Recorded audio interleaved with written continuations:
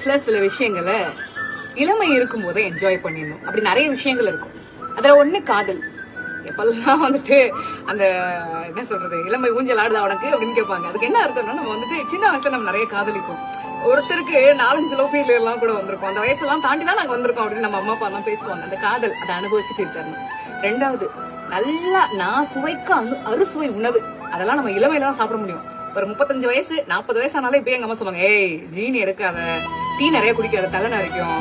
அப்புறம் என்னமோ சொல்லுவாங்களே, மட்டனா சாப்பிடாத, ஃபுல்லா கொழுப்பு, அது இதெல்லாம் சொல்லுவாங்க.